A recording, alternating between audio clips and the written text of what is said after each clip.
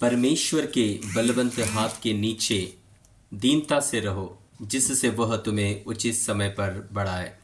परमेश्वर की पवित्र नाम की महिमा और तारीफ हो।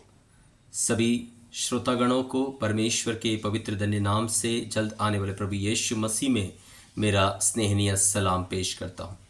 परमेश्वर का पवित्र कलाम जो पहला पत्रस 5वीं अध्याय की उसकी 6वीं आयत में इस प्रकार से जवानों को कुछ इंस्ट्रक्शंस देता है और उसमें कहता है कि परमेश्वर के बलवंत हाथ के नीचे दीनता से रहो, जिससे वो उचित समय पर बढ़ाए।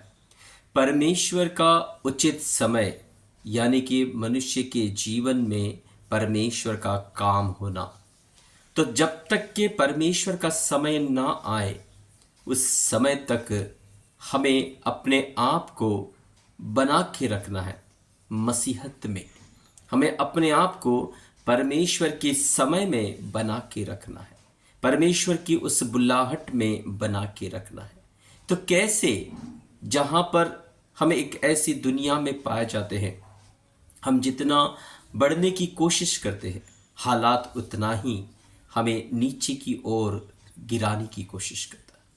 हम जितना परमेश्वर के करीब जाने की कोशिश करते हैं, उतना ही अंधकार की शक्तियाँ, शारीरिक शक्तियाँ और मन की विचलित बातें हमें उतना ही परमेश्वर से दूर करने के लिए प्रयास में रहता है। तो परमेश्वर के उस समय तक हम अपने आप को कैसे बचाए रखें, कैसे हम परमेश्वर के उस बलवंत हाथ के नीचे अपने आप को महसूस करें, अपने आप को उसमें लेकर चले।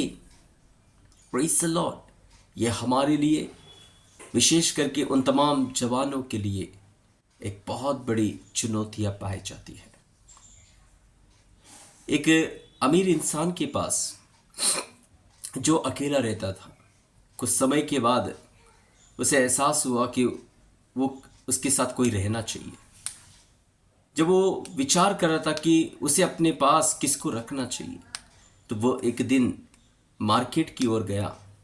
तो वहाँ पर उसे एक छोटा सा एक सूअर का बच्चा नज़र आया और उस बच्चे के ऊपर उसे इतना मोह आया कि उसने उसे खरीद लिया और उस बच्चे को अपने साथ अपने घर लेकर आया और उसे एक बच्चे के समान पालन पोषण किया, अपने साथ रखा, अपने साथ सुलाया, अपने संग उसे हर कार्य को करने के लिए उसे पास रखा।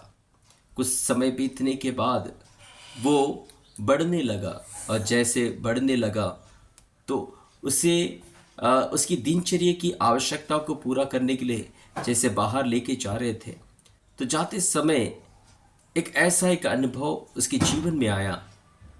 वहाँ एक कीचड़ पाया जाता था। उस कीचड़ को देखकर वो सूअर का बच्चा अपने मालिक के हाथों को छुड़ाकर तेजी से उस कीचड़ में जाके लोटपोट होने लगा और उसे देखकर उसका मालिक लगा बच्चा है, खेलने के लिए उत्सुक होगा, तो वो जाके थोड़ा समय खेलने दिया और उसको वहाँ से लेकर आया, लाकर उसे नहलाया धुलाया। एक दिन बीत गया, फिर अगले दिन वैसे ही वॉक में जाते समय वो कीचड़ नजर आया, फिर जाकर वो उसमें कूद पड़ा। वो व्यक्ति उसे वहाँ से खींच के लाया। ऐसा लगातार चलते रहा। फिर एक दिन इस व्यक्ति को बड़ा चिंता हुआ कि यह जो पहले साफ सुथरा रहता था, मेरे संग रहता था, लेकिन अब ये लगातार उस कीचड़ की ओर आकर्षित हो रहा है। क्या इसे कोई तकलीफ है? तो वो उसे डॉक्टर के पास लेकर गया। डॉक्टर से पूछा, यह मेरा बेटा है, मैं इससे अत्यंत प्यार करता हूँ।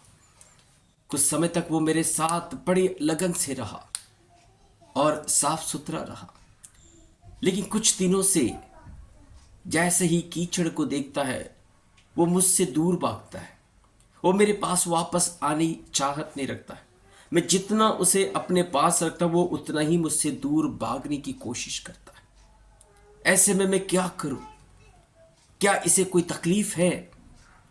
डॉक्टर ने कहा, इसे कोई तकलीफ नहीं है, लेकिन इस प्रजाति के डीएनए में ही ये तकलीफें पाई जाती हैं। कीचड़ उनका एक पसंदीदा जगह है। तो फिर इस कीचड़ की इस पसंदीदा अनुभव को कैसे बदले?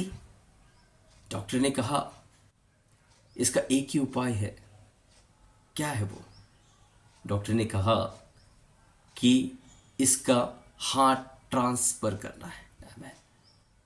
जब वो उसका मन बदल जाएगा, जब उसका दिल बदल जाएगा, उसके डीएनए से वो जो हृदय जो वहां कीचड़ की ओर भागता है, यदि वो बदल जाएगा तो ये कीचड़ की ओर नहीं भागेगा।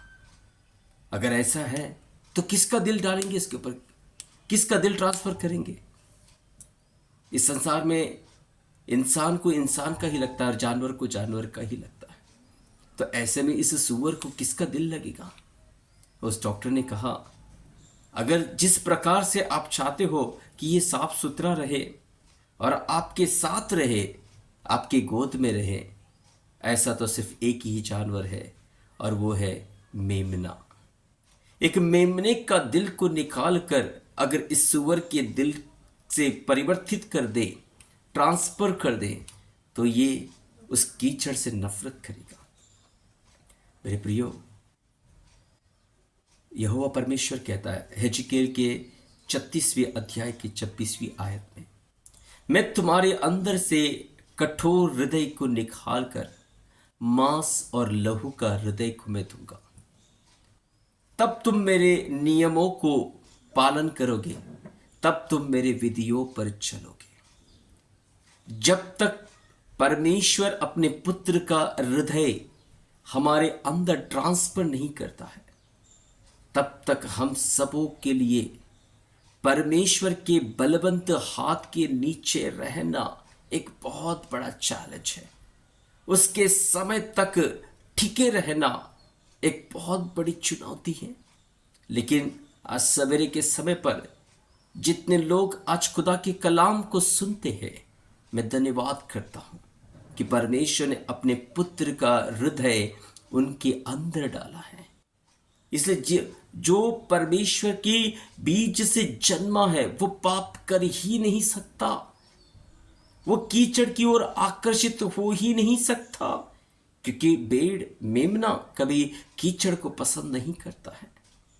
तो ईश्वर ने हमारे अंदर की स्वभाव को परिवर्तित करने के लिए एक उपाय निकाला है, और वो उपाय है प्रभु यीशु, परमेश्वर का इकलौता पुत्र, मानवता का एकमात्र उद्धारक, पाप को परिहार देने वाला, पापियों को पाप की बंधन से छुड़ाकर वापस धार्मिकता की वस्त्र को पहनाते हुए पिता की उस मनसा में फिर लेकर आने वाला एकमात्र उद्धारक प्रभु यीशु मसीह का दिल ही है, जो हर एक इंसान को परमेश्वर के साथ जोड़ कर रखता है, उसके बलवंत हाथ के नीचे दीनता से रहने के लिए अनुमति देता है, और उसकी समय तक इंतजार करने के लिए धीरजता को पैदा करता है। वही धीरजता है, वही परमेश्वर का दिल है, प्रभु का दिल है, जो हमें ऊपर उठने के लिए तैयार करता है। लिखा है जब समय आएगा वह तुम्हें ऊपर उठाएगा। यदि आज हम ऊपर उठना चाहते हैं, हम अपने इस दिल को रखकर, अपने इस स्वभाव को रखकर इस संसार में हम उठना चाहे भी तो हमें गिराने के लिए प्रेरित पवित्र कलाम में 3 बातों को वर्णित किया गया है। पहला यूहन्ना 2 अध्याय का 15 और 16वीं आयत में कि जो कुछ भी संसार में है वो परमेश्वर की ओर से नहीं है, अर्थात आंखों की अभिलाषा, शरीर की अभिलाषा और जीविका का घमंड, ये वो कीचड़ है, ये वो कीचड़ है जो शरीर को आकर्षित करता है, जो आंखों को लुभाती है और जो जिंदगी की अहंकार को प्रकाशित करता है, दंडित करता है। उस कीचड़ से बचना है तो एक ही रास्ता है। खुदा बाप ने अपने एकलौते अजीज बेटी की हृदय को ट्रांसफर करने का एक जिम्मा उठाया है। खुदा से आज प्रार्थना करें, यदि हम खुदा में बने रहना चाहते, खुदा के बलवंत हाथ के नीचे उसके समय के तक टिके रहना चाहते हैं, और जब खुदा मुझे उठाए तब मैं उठना चाहता हूं, क्योंकि खुदा अगर किसी को उठाना चाहे तो कौन रोक सकता है। लेकिन खुदा किसको उठाएगा? जिसके अंदर उसके बेटे का दिल है, जिसके अंदर उसके बेटे का रूह है, जिसके अंदर उसके बेटे का कलाम है। इसलिए प्रभु भी कहता है, मेरा वचन तुझ में और तू मुझ में हो तो जो चाहे मांग वो तेरे लिए पूरा हो जाएगा।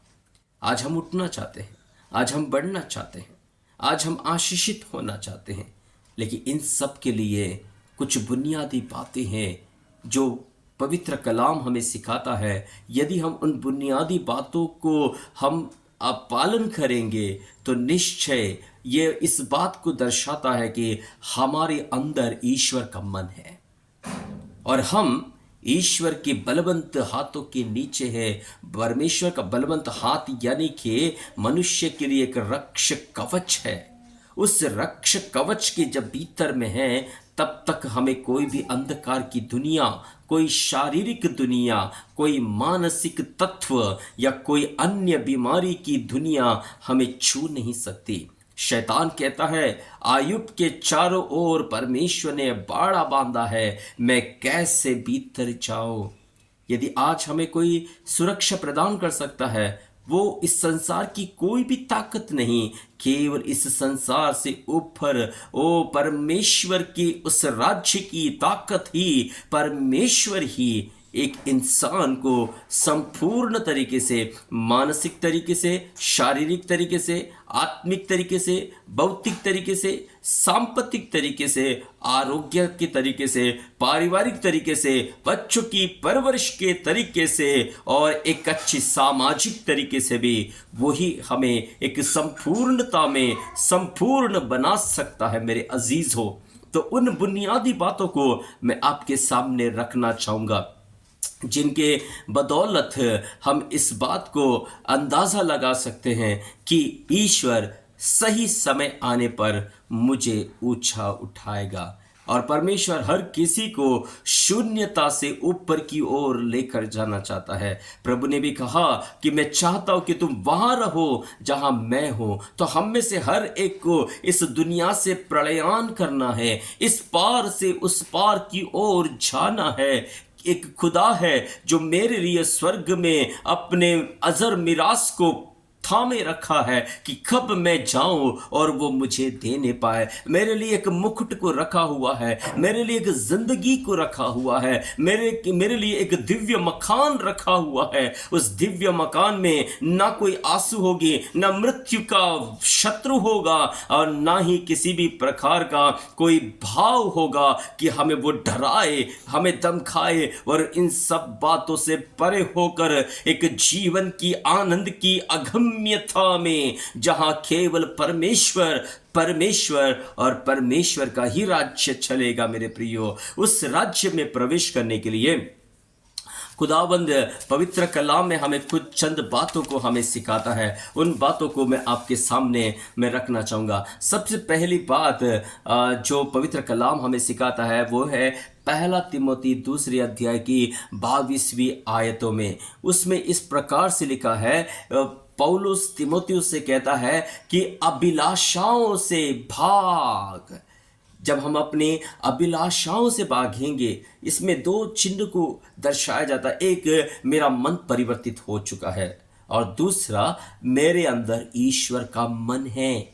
ईश्वर का मन होने के नाते ईश्वर मुझे हर जगह अपनी उपस्थिति को महसूस कराता है। भले ही मैं किसी को उसकी सानिध्य को मैं प्रूफ भले ही ना करूं, लेकिन मेरी अंतरात्मा, मेरा मन, मेरा ज़मीर उस बात को एहसास करता है ईश्वर है। इसलिए जहां ईश्वर है वहां शारीरिकता की अभिलाषाओं से हमें वहां से भागना है, क्योंकि परमेश्वर ने साफ कहा है ये कुछ भी मेरी ओर से नहीं है। अगर वो दिखाई दे रहा है तो वो मुझे परमेश्वर से अलग करने के लिए, मुझे बहलाने के लिए, फुसलाने के लिए, उकसाने के लिए और मेरा उद्धार को मुझसे छीन लेने के लिए, मेरे परमेश्वर की अगम्य सानिध्य और उसकी संगति से मुझे अलग करने के लिए एक बिछाया हुआ एक जाल है। उस जाल से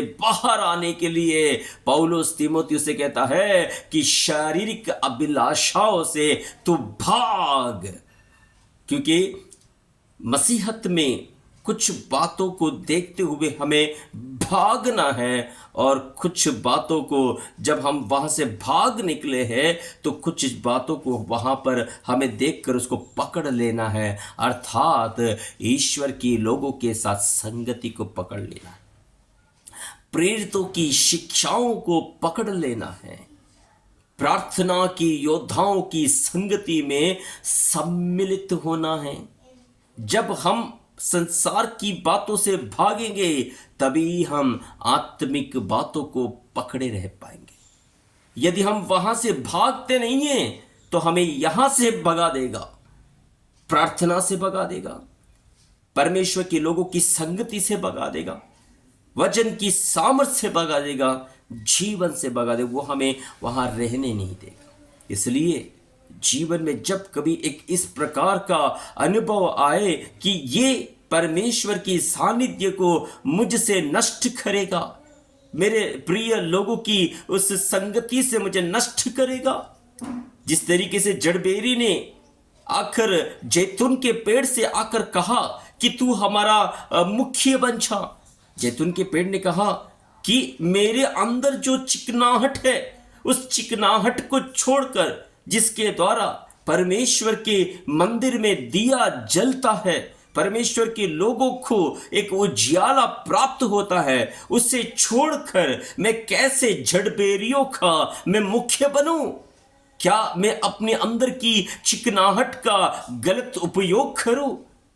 क्या मैं उससे अपने परमेश्वर को मिलने वाली महिमा से मैं वंचित करूं? नहीं, हमारे अंदर एक चिकनाहट है, हमारे अंदर एक तेल है, जिस तेल के द्वारा परमेश्वर की मंदिर में दिया जलता है, परमेश्वर के लोगों को एक उजियाला प्राप्त होता है। प्रभु ने कहा तुम संसार की ज्योति हो, तुम संसार के नमक हो। आमीन।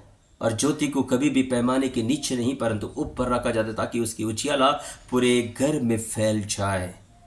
जब हम अपनी अलगदाई को और अपनी मसीही तोड़ को परमेश्वर और परमेश्वर के लोगों के साथ पकड़ के रखते हैं, तभी वो उजियाला और उजियाला बनकर और प्रकाशित होकर बहुत से लोग जो अंधकार में पड़े हुए हैं उनके लिए एक आशा का किरण उत्पन्न करता है। मेरे अजीजों, इसलिए अपने अंदर की बुलाहट को पहचानना है, अपने अंदर की अभिषेक को पहचानना है, अपने अंदर की परमेश्वर की उस अगम्य शांति को और अगम्य बुलाहट को हमें पहचानना है।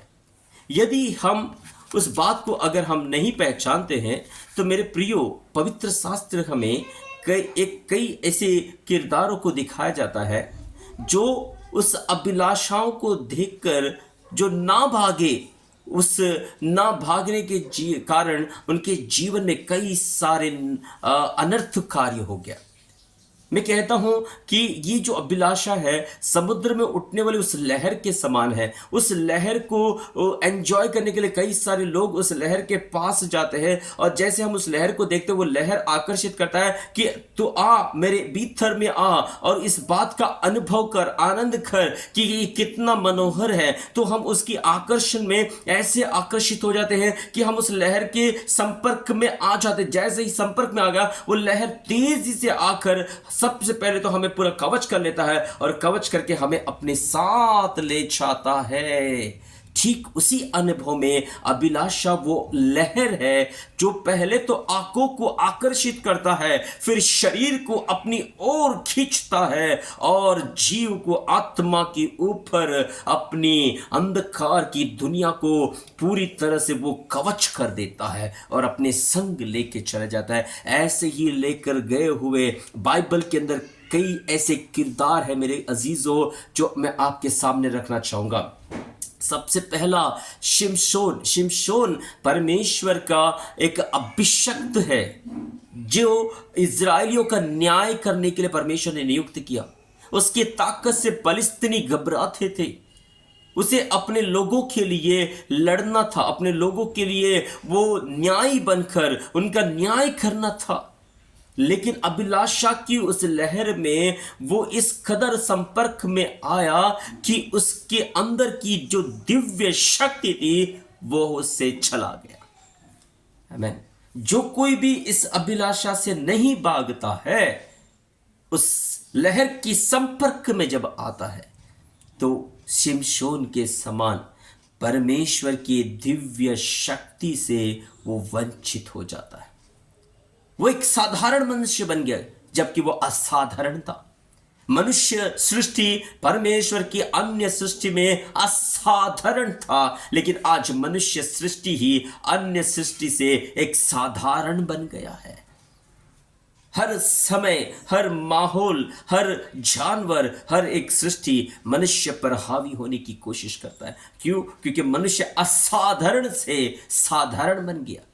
अब उसी ही साधारण इंसान को, जिसके अंदर से वो सुअर का हृदय को निकाल कर मेमने का हृदय को रखा, ताकि उसको साधारण से फिर असाधारण के अनुभव में लेकर आए। और वो तभी होगा जब परमेश्वर के बलवंत हाथ के नीचे अधीनता से रहे और उसकी समय का बाट छोए, ताकि उसकी शक्ति जैसे शिमशोन पर फिर उतर आया, वैसे ही हर एक के ऊपर परमेश्वर की शक्ति फिर उतर आए, ताकि वो साधारण से असाधारण की ओर बढ़ सके, शारीरिक जीवन से आत्मिक जीवन की ओर बढ़ सके, संसार की जीवन से स्वर्ग की महिमा की ओर वे बढ़ सके।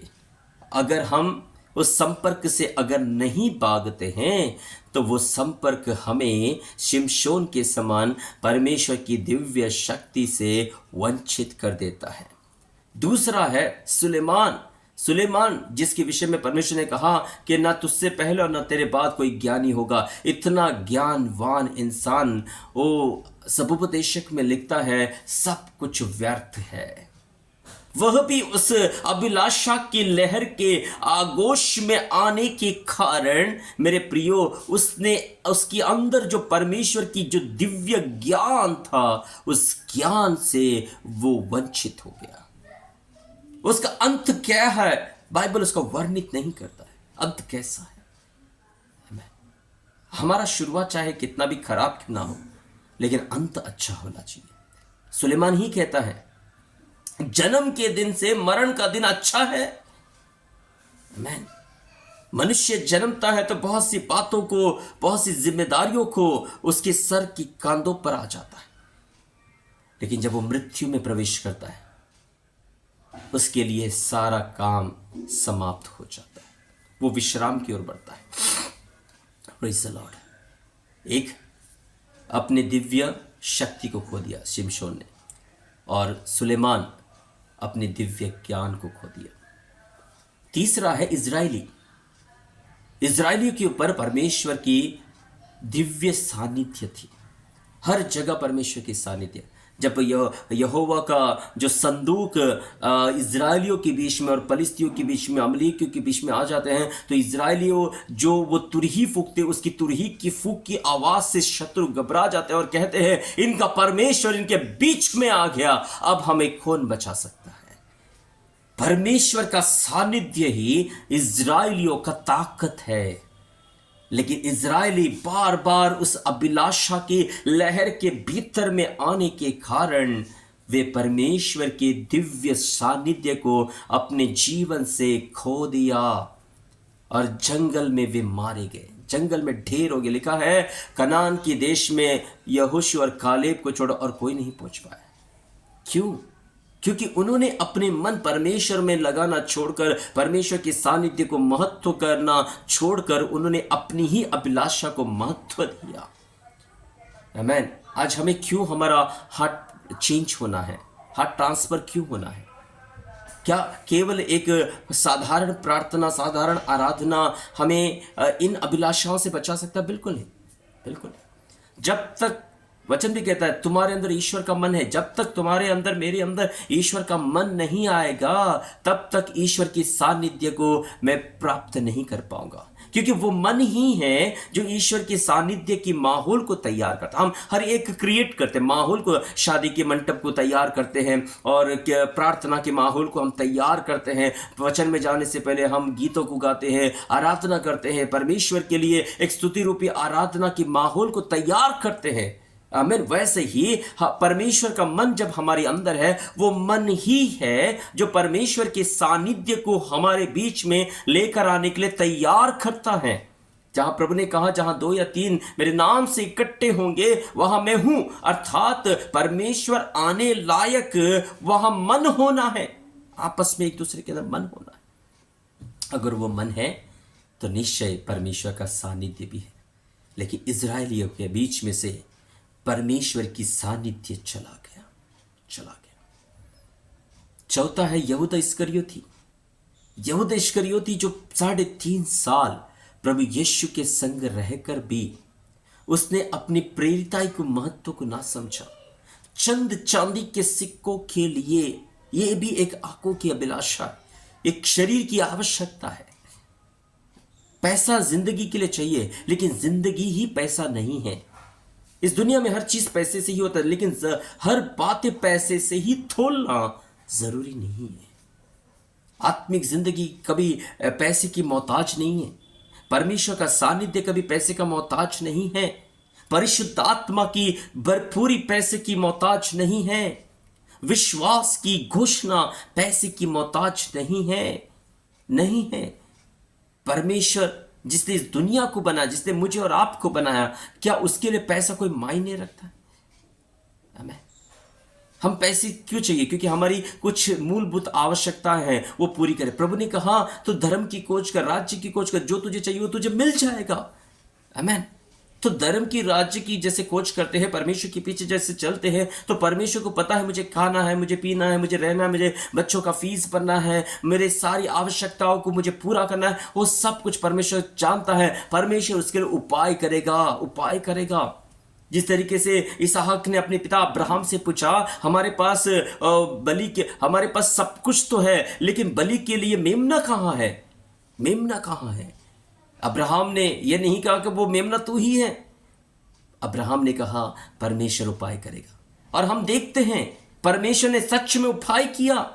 वहां पर किसी मनुष्य ने उपाय नहीं किया, लेकिन अब्राहम के अंदर का विश्वास ने और उसके शब्दों की घोषणा ने। इसलिए प्रेरित पौलुस रोमियो की पत्री 10वें अध्याय की 9वीं आयत में कहता है, यदि तू मन से विश्वास करता है तो मुझसे अंगीकार कर, यीशु ही प्रभु है। तो वो प्रभु है तो वो तेरे लिए उपाय करेगा।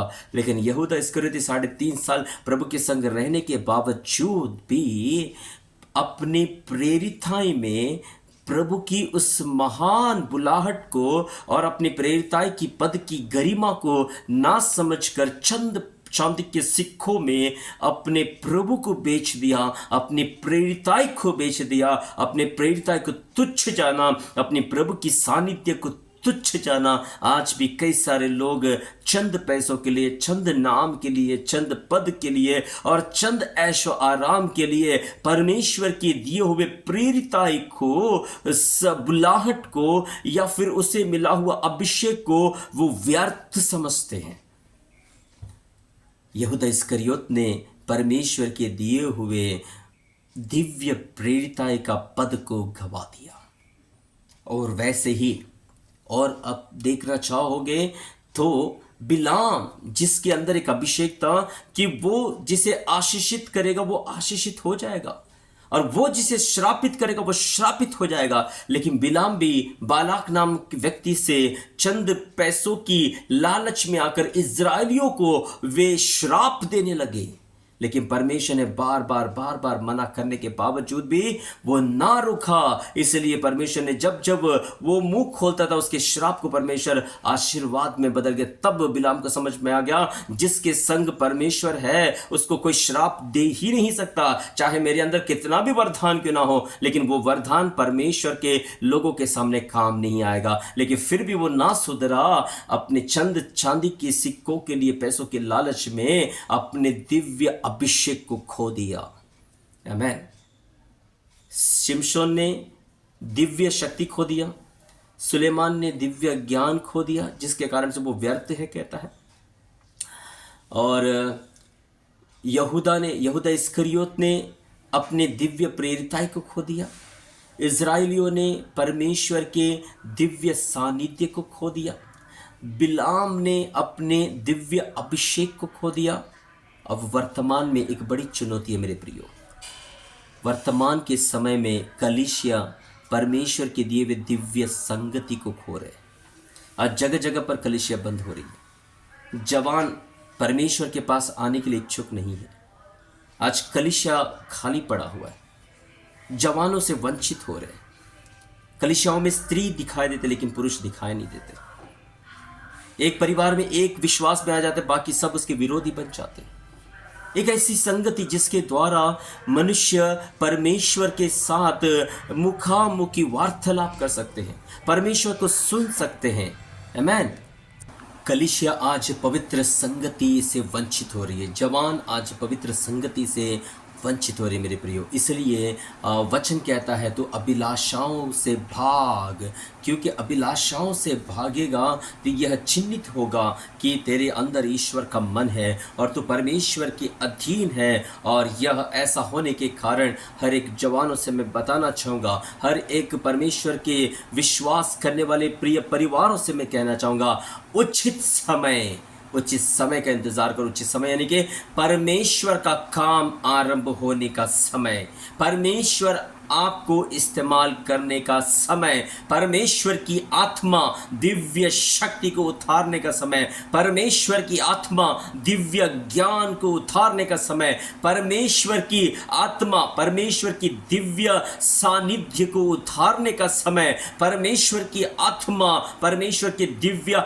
अभिषेक को उतारने का समय, और परमेश्वर का आत्मा परमेश्वर के लोगों को एक दिव्य संगति देने का समय, जहां पर बच्चे भविष्यवाणी करने लगेंगे, पुरनिया दर्शने देखेंगे, जवान परमेश्वर के लिए उठ खड़े हो जाएंगे।